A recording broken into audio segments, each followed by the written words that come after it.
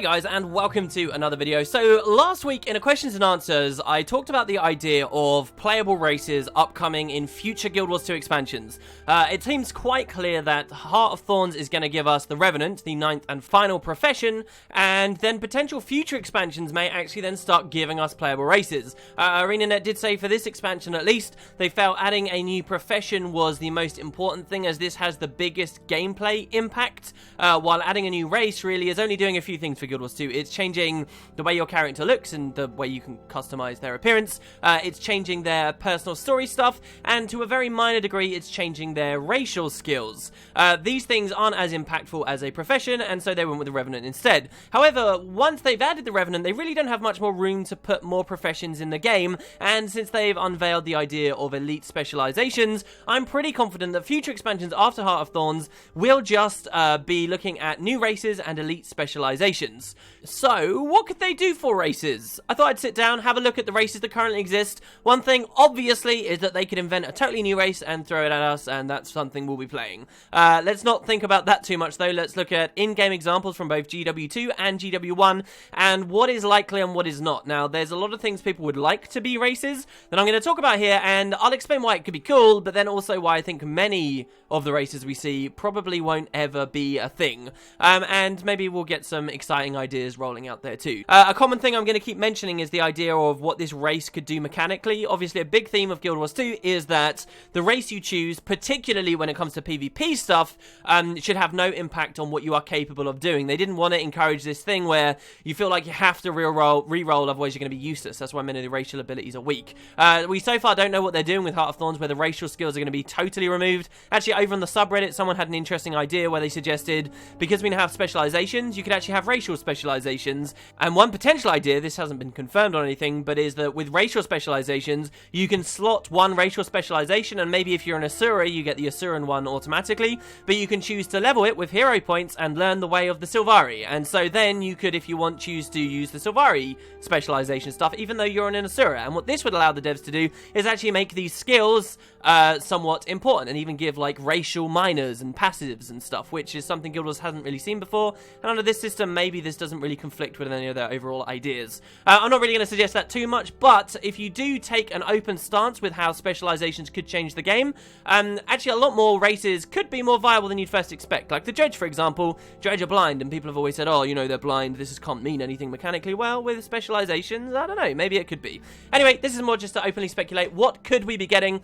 I'm going to start with the three big ones. To me, there is a trio of three very likely playable races in the future ArenaNet could drop into the game that are massive fan favorites. The top of those three is the Tangu. Tangu, I really don't think I need to do too much explanation for you guys on. I have countless videos on these guys. I think that these are a really high chance to be a part of the game because they have been at the forefront of a lot of story through much of the personal story. This is a race we've even seen major characters helped us fight Zaitan. They have cause to want to fight the other Elder Dragons. Physically, their dimensions, their size, the fact they're bipedal, the fact that we've seen many of them game wielding weapons we already know, actually means that they're a pretty good fit. You know, you could imagine armor actually working on these races. One thing for adding all races that many people will say is going to be a big effort for ArenaNet is actually transitioning all current gear onto like a new body type. And yes, that's going to be a lot of effort whether we ever consider new races at all, but I think it's a bullet they'll have to bite. And Tengu, you know, they're actually kind of in keeping size-wise and design-wise with the existing races. You know, it's not going to be something totally crazy, which we'll get to soon, like, for example, Centaurs.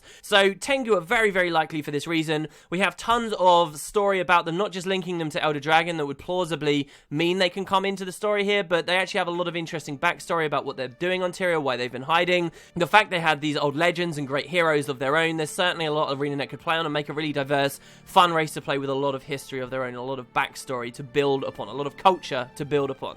They are also, and I think ArenaNet value this very highly, a fairly unique concept, not totally unique, but there aren't too many MMOs where you're playing flightless avian characters.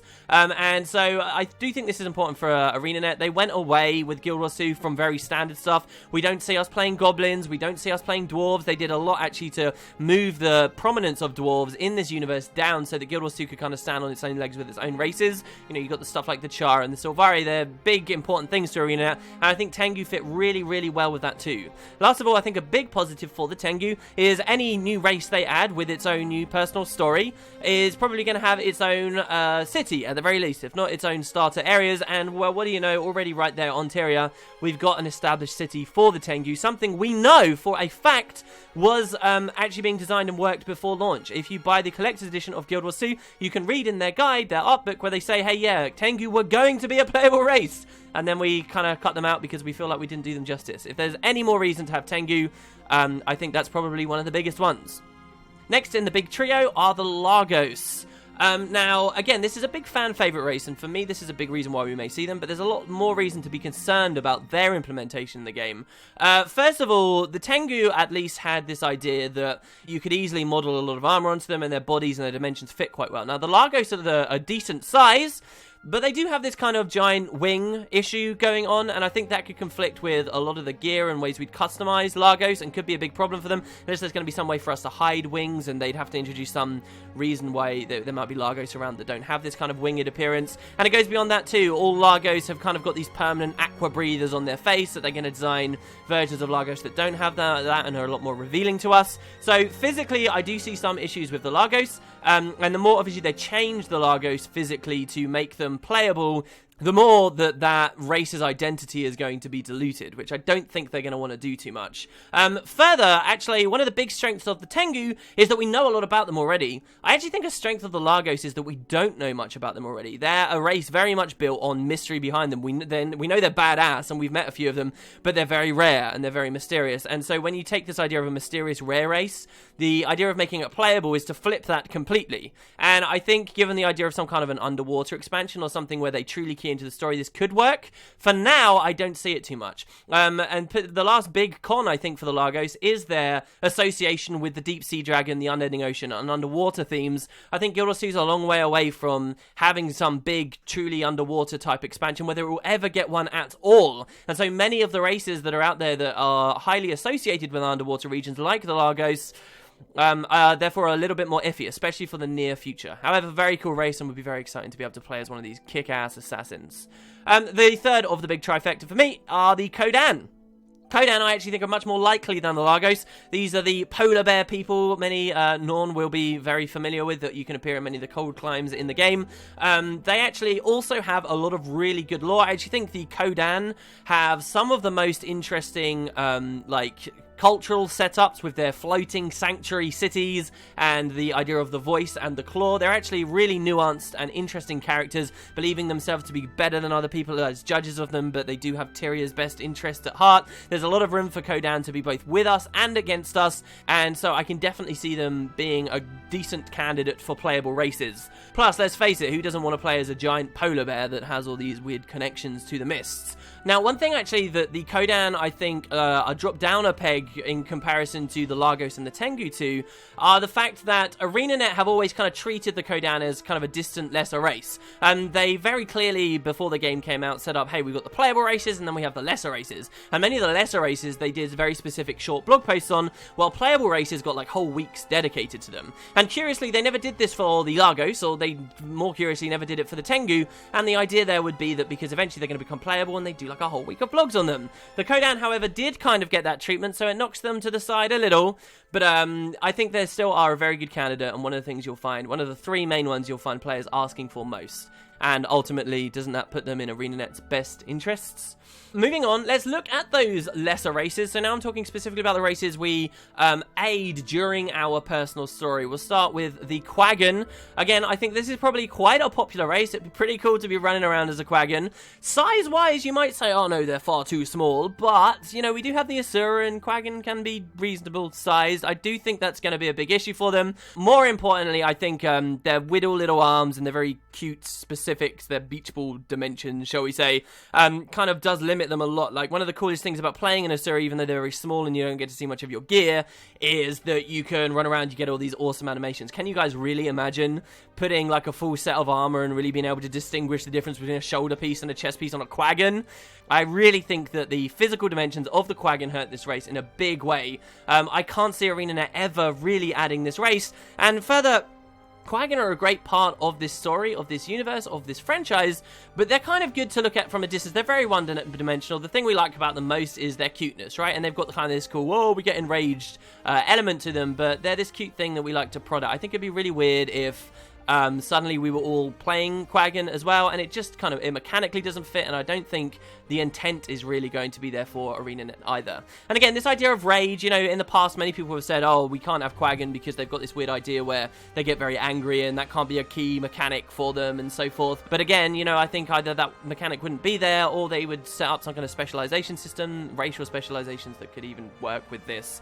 Again, another big issue for the Quaggan, in my opinion, is, I mean, they have no city. You know, with the Kodan, we've got these giant sanctuaries. With the Largos, they kind of suffered from the same problem too, didn't they? Where would the Quaggan be? Are we just going to have like a giant underwater racial city? And yes, this is exciting to me, but the game isn't really ready for that, and I don't think that's what most players want. It's a unique concept, but if this was the one race we got and it was all underwater, I don't know. I think the game's a long way away from it. Moving on from the Quaggan, let's have a look at the Hylic.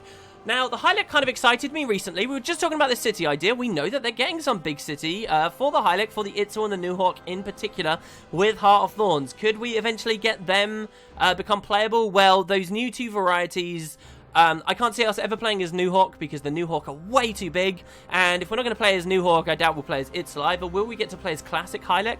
Well, there are issues here physically with them too, but at least they're a bit bigger. Their lip sync, for example, was terrible. This could at least be improved somewhat. Story-wise, yeah, these guys have been victimized by the Elder Dragons. I could see them coming into the story. And we've even seen, again, a lot like with the Tengu, for example, and the Largos, we've seen them assisting us already. We've already seen these guys joining the Three Orders, for example. So story-wise, they fit quite well. Physical-wise, they fit reasonably well. They have a city.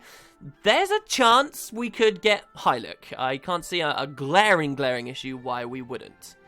Moving on, the next one actually is, there's two races that are kind of similar at first glance. You've got the Ogre and the Grawl. These are very small tribal races. To look at the Ogres first, they're quite big, but then again, so are the Norn, so I don't see too much of a problem there. I do think you see a bit of a story issue with the Ogre in that the Ogres, as some of you guys might not know, are actually very long-living creatures. Very long-living. Hundreds of years. There's a couple of Ogres, I believe, in Guild Wars 2 who were alive in the first game, right? Even had skills, like, named after them. Very interesting race, but does that really fit as a playable race? Does the age that they can potentially reach matter too much? Yes, the Norn are long-living, but it's very well established many of them die young anyway, because seeking legends. So, I'm unsure. There is reasonable story and culture associated with this race, but they are very one-dimensional once again.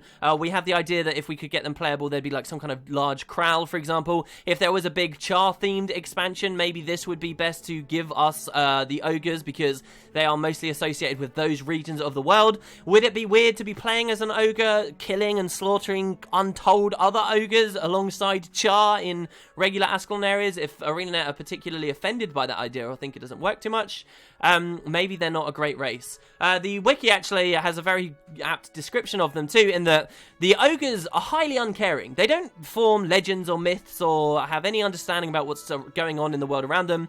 They just care about what's right immediately there with them and their pets. And so I actually don't think this fits too well the Elder Dragons. It would be very hard to encourage and galvanize loads of Ogres to the point where they'd be playable to care about, you know, issues beyond their borders. So it's a bit of a tough squeeze. Again, the pet idea, mechanically though, I don't think that's super off the table. But again, like all Ogres having pet companions with them, and then you pick Ogre Rangers and you get, I don't know, it's just, it's a curious nuance to the race that I think does make them slightly less likely.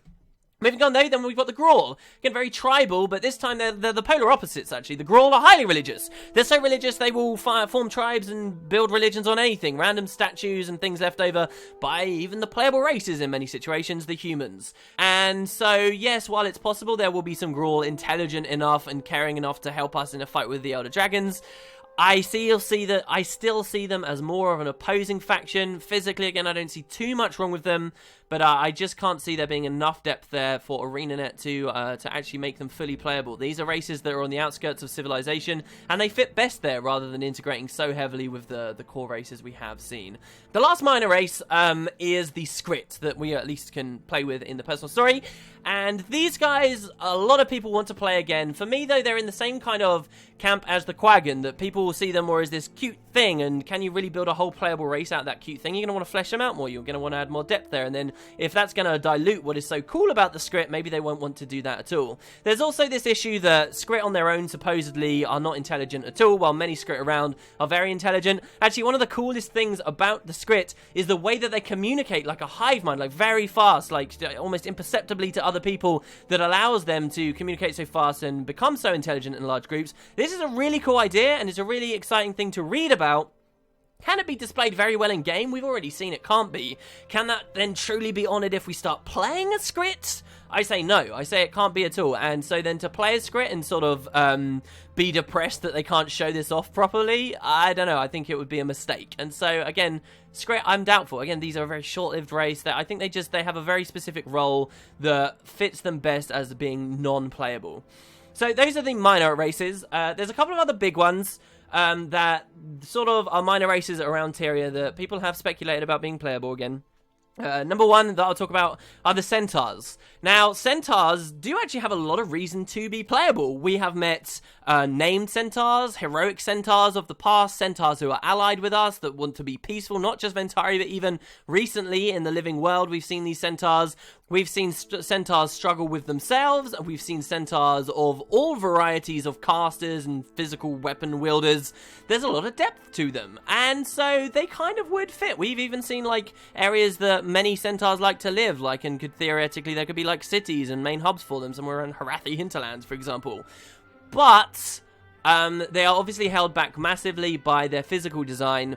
They are too big, they are too clunky, the no existing armors, or it's just completely absurd and alien to think of anything that currently exists gear-wise in Guild Wars 2 would work with Centaurs, really, and I think this cripples them completely. I mean, another thing in favor of Centaurs, I think, is even these guys are quite unique designs as well. You know, if you think about ArenaNet trying to not stick to totally conventional MMO conventions, I mean, how many MMOs do you guys know where we get to play as, like, full-on Centaurs like this? There's not too many that go that far. So, I guess that could be in the pro or the con column. Centaurs, again, are fairly generic fantasy. And then there's also the problem that they are really, really set up to be the opposition of the humans. And while they could, you know, introduce us to a new faction, just like these ones that we saw out in the Silver Wastes of Centaurs who are peaceful, that might still be a little weird to have Centaurs suddenly, because they're playable, roaming around happily in areas like Divinity's Reach. Again, though, who knows what the living world can do to change the opinions and current atmosphere of modern-day Tyria. Very similar to the Centaurs in terms of, like, physics for me, and also mechanics, are the Dredge. We already talked about these a little bit. One thing I do think is pretty cool about the Dredge, though, is we do have a lot of history of them being sided with us and basically just being the victims. You know, that's what they were for a long time. They were victims of the Stone Summit Dwarves, and we helped bust a bunch of Dredge out at one point, and we were kind of allied with them. We've seen them being enslaved. We can empathize with them on a big way, and so this is something that could make a lot of players really want to be Dredge. Problem is, they are so annoying in Guild Wars 2, I don't think they have many fans in their corner anymore. There is obviously the issue of them being always blind, though I think there could be workarounds for that. Another thing that I really like about the Dredge 2 is some story they have about how they had this giant tunnel that goes all the way to Cantha. So if you think about the idea of expansions that take us beyond Tyria's borders to places like Cantha, all of a sudden it could be like, well, why don't we get the Dredge in the Canthan expansion? And these are different kinds of Dredge, and maybe that's where their city is and so forth, and that could be a very interesting idea, but again, I think very, very unlikely. I do want to talk about a couple of those races now, though. What about foreign areas? What about races that are not really native to the areas we're exploring right now? Well, we've got two, of course. We've got Elona we can look at. We've got Cantha we can look at. Well, if we say Dredge in Cantha, I guess there's a potential, a definite potential for Elona, in addition to more Centaurs, as this was a Centaur-heavy area, are actually Jinn. Jinn are a really, really exciting race to me, the idea that we could play as them. If you guys don't know much about Jinn, Guild Wars has set up the idea that you've got, like, animals and people and fleshy creatures like humans, like Norn, like bears and birds and so forth, but then you also have this idea of elemental things. Jinn themselves are kind of like elemental things, made of energy. They are described, at least the wiki page beautifully describes Jinn as being to other elementals as humans are to animals. There's actually a lot of description and stuff you'll understand from Jinn that points them as, you know, they are free-willed creatures. They are very much like us in many ways, and in terms of their dimensions, it's pretty much perfect that we could play as a Jinn. There are some things, you know, that Jinn are incredibly magical, and they could act unseen if they like. They were prominent shapeshifters. They can hide themselves as humans, for example, for a long time, perhaps even more things. But again, that was an issue for us becoming Norn as playable race, right? So why not the Jinn? They are very exciting an idea. Their main issue is a lore issue for me, and this is that many Jinn are kind of created, or they are bound to specific items or areas. So like we have Zomoros in the Mystic Forge, like he's bound to that, and this is a thing that restricts Jinn. They would have to come up with some reason why, you know, you can be a Jinn, a totally free Jinn, and suddenly there are tons of totally free Jinn because they're playable now. It's not totally outside of the realms of possibility, but it's there. Another really vague one is the idea of being able to play as Margonites. Many of you Guild Wars 2 players won't know who Margonites are. These were enemies, essentially, in Guild Wars 1 of ours, because they were Abaddon's chosen people. Margonites were originally just seafarers who sailed a sea that is now a giant desert, the Crystal Desert, and when Abaddon kind of went to war with the other gods and opposed them, the Margonites fought for him, and he blessed them with incredible magics that are in theory perhaps somehow related to Kraukatoric and the Branded, but we won't get into that. He gave them much magic, and when Abaddon was finally defeated and cast into his prison, the Realm of Torment, the Margonites were cast down with him. So in Guild Wars 1, when he's trying to break out, the Margonites come out as well, and we're fighting them. So why would they be playable? Well, they could be playable if there is no like crazy connection between Margonites and the Elder Dragons, although actually there's a massive connection between Sylvari and the Elder Dragons, so even this isn't off the table. There's actually no reason to think the Margonites aren't still around and indeed would be allied with us. Why? Because in theory, everything that belonged to Abaddon just passed to Cormyr. When Cormyr became a god, when Abaddon ceased to exist as a god, all she did was take his energy. She is Abaddon, except she's in a different package, and one that's not trying to kill and destroy all of us. So everything that was bound to Abaddon, in theory, then should become bound to Cormyr. We did see a little in Guild Wars 1 that this might have taken some time, because there were still some Margonites, Malix the Unyielding, for example, one of the Revenants legends that they can channel into, actually continued to oppose Cormyr and all of us even after Abaddon's fall. But in theory, if there are still Margonites around, these guys were intelligent, they had cities, they could communicate, they were once humans, but they were not anymore. They had a lot of cool little quirks, interesting designs about them, could be a really cool playable race, but the story would have to take a lot of twists and turns, of course, before we get to these obscure ideas. Something a little bit less obscure, but nonetheless to me is a very unlikely race for us to play, would be the Crate. Crate existed in both GW1 and GW2. Now, some people like the Crate, but there's a lot of reasons for why we wouldn't be able to play these guys. They have a huge association with water. Once again, the Deep Sea Dragon, which puts them miles away for me. Their models don't really work, let's be honest. Like, they're too snake-like. They just wouldn't work with existing gear. They'd have to have their own stuff. And again, I don't think ArenaNet really going to do that. But story-wise as well, they don't work at all either.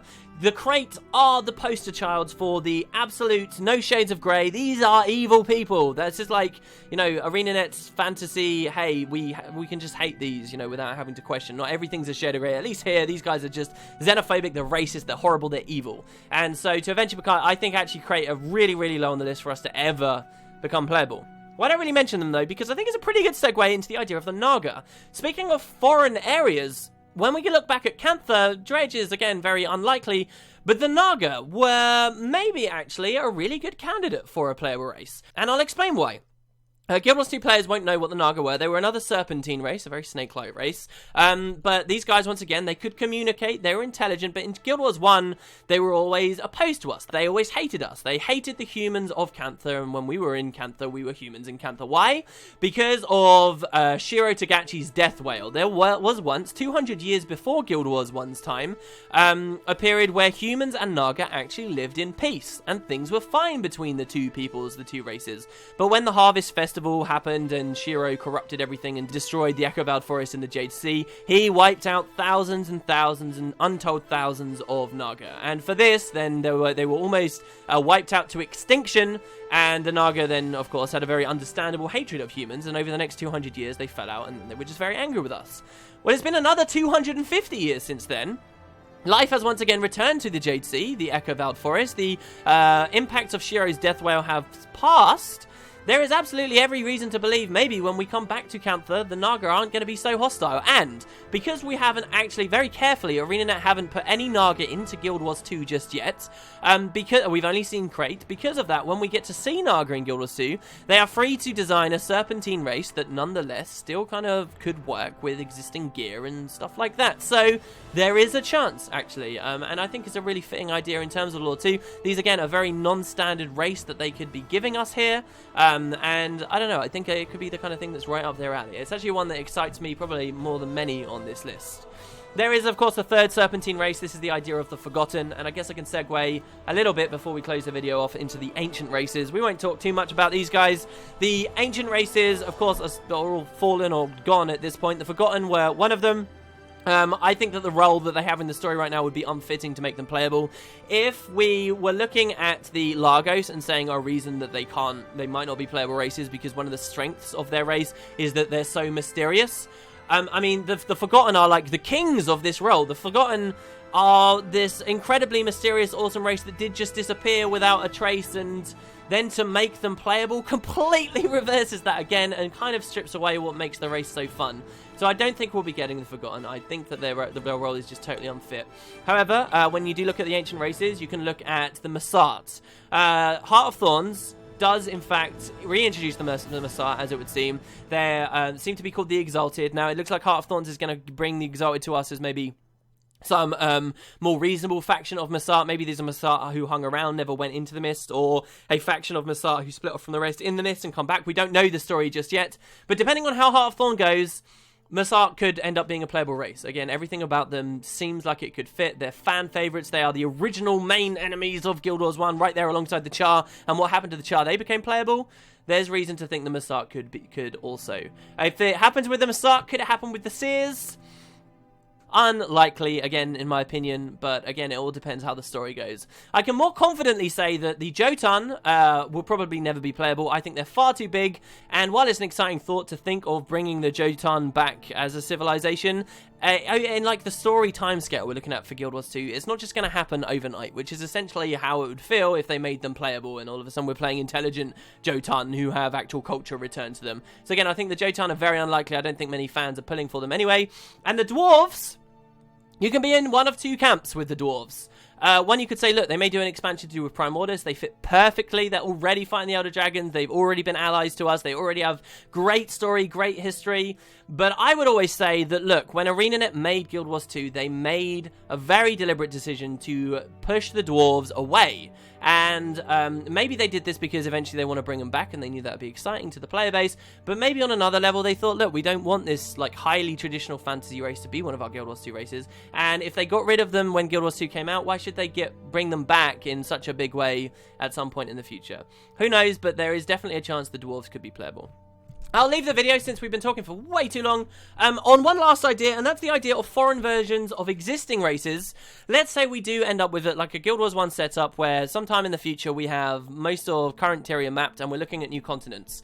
There is once again the possibility that if we go to a loner and get like a new playable race or even a couple of new playable races, it could just be, hey, we get to make humans again. Like, so now we get to play as humans that are not Tyrian humans, but we're making Alolan humans. And that could actually be quite interesting. You know, a big part, a facet of the human story in Tyria is that they are losing their faith. The gods have receded and they've been losing their faith in a big way. Well, maybe that's not so strong in Alona because they very recently saw one of their own become a god. And maybe there's a lot more Cormyr worship there. And the racial skills we got, you know, mechanically or whatever, could actually be different. And the options we have for the way that we look, because people have, you know, a very specific ethnicity about them in Alona, then maybe we could have different options there too. I do think there is sufficient flavor and possibility we could have that. You know, we make humans that have, once again, are humans, but they start in a different area of the world and they have a different personal story and other different quirks about them.